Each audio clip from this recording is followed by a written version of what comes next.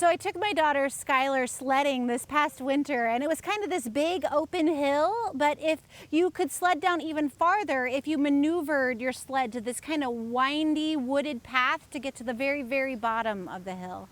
And she didn't really have control over her sled, and she ended up off the path and then into the woods, and I quick chased after her to make sure that she was okay. And the woods, it took off her hat on her way down, and she had kind of bailed off the sled into this grassy area. And I picked her up, and I picked up the sled, and we started that terrible mom hike up the hill with your kid in the sled. And then I looked at her hair, and she has this beautiful long dark hair, and her hair, it was covered in burrs. You know, these little seed pods that were tangled up in her hair in this giant mess. I mean, there were hundreds of them. And so we had to go inside to start working on getting these burrs one by one out of her long, thick hair. And I'll be honest, it took us 2 movies to get through them. These things, they really, really know how to stick. And this week we are going to talk about what it means to have a sticky faith. What does it mean to have a sticky faith? One that doesn't just ebb and flow with feelings or good times or bad times or situations. But what does it mean to have a faith that just sticks like burrs on hair? One that sticks throughout people's entire life. Before we get into sticky faith, would you just do me a favor? If you are watching on Facebook, would you go ahead and like this post as well as share this post onto your personal page? And if you're someone who's watching on YouTube, would you go ahead and click the bell so that you can subscribe and hear all the things that Calvary is up to? And if you're watching on cable, would you tell someone to join you tomorrow so that they can hear about this sticky faith? So sticky faith is a concept that's practiced and developed by Dr. Kara Powell and by Chap Clark as they looked about how very unsticky many, many young people's faith seems to be.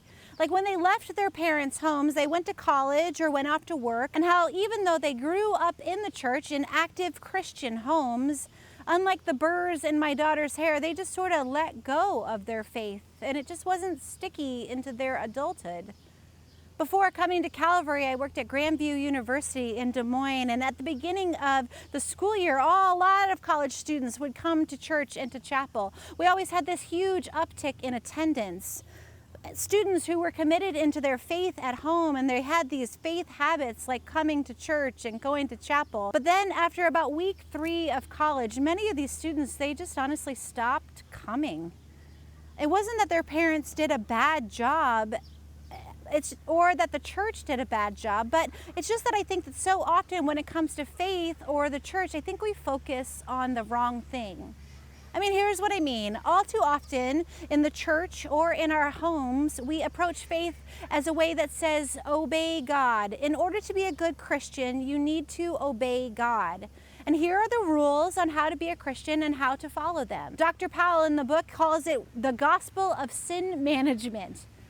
Here is how to say no to drugs and to alcohol. Here is how not to swear. Here is how to avoid the wrong crowd. Here is how to be good. I mean, how many of us grew up in homes or in churches that emphasized being good as the way to be Christian? And the problem with this model is that it's just not sticky. It just doesn't work. It's not also really what following Jesus is all about. I mean, I'll be honest, I still struggle with the gospel of sin management, how to be good and how to get my kids to listen to this message because they are mirroring me. I want to be a good Christian mom who raises good kids. And so many of us were taught in the church that it is our job to be good and to behave in a certain way. And this is a performance-based Christianity. And really, honestly, if you look at the Bible, it's not really about what Jesus was all about.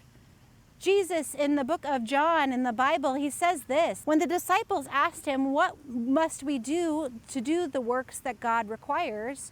Jesus answers his disciples, well, the work of God is this, to trust in the one who he had sent, to trust in Jesus. You see, being good at being Christian isn't what this is all about, but trust is. Trusting that God has got you through this life. trusting that God will get you through difficult times, trusting that God loves you and will do anything to be with you, trusting that God is directing you and guiding you through life, trusting God with your relationships, trusting God with your finances, trusting God with your identity, with who you are, trusting that God hears your prayers. Trust. And it's trust that makes faith sticky.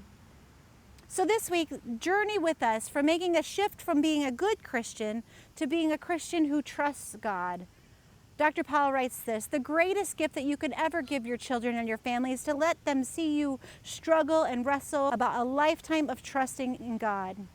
As you live out your faith and trust, your faith will never be static or stable or boring. You will never be disappointed, discouraged, or maybe even thrown around sometimes.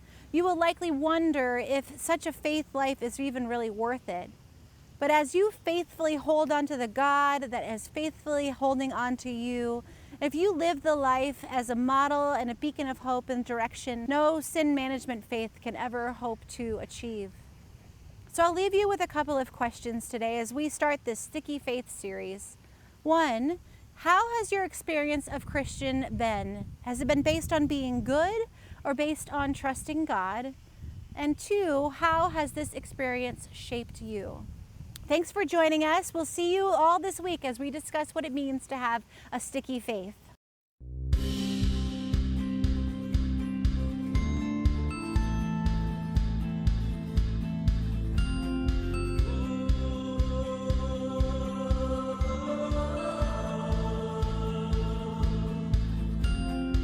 When you found me, I was so blind. My sin was before me, I was swallowed by pride. But out of the darkness you brought me to your light. You showed me new mercy and opened up my eyes. From the day you saved my soul, till the very moment when I come home, I'll sing, I'll dance, my heart will overflow. From the day you saved my soul.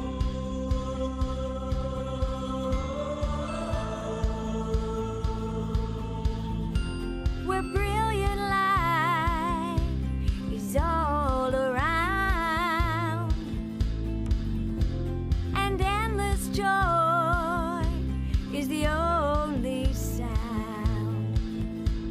Oh, rest my heart forever now.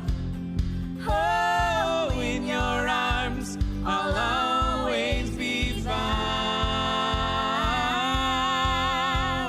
From the day you saved my soul, till the very moment when I come home, I'll sing, I'll dance, my heart will overflow.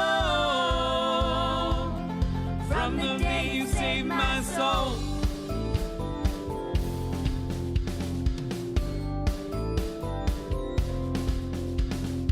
My love is yours, my heart is yours, my life is yours forever. My love is yours, my heart is yours, my life is yours forever.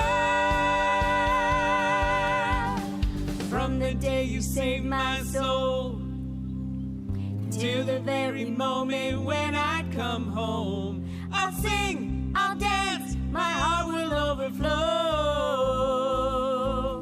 From the day you saved my soul, from the day you saved my soul, till the very moment when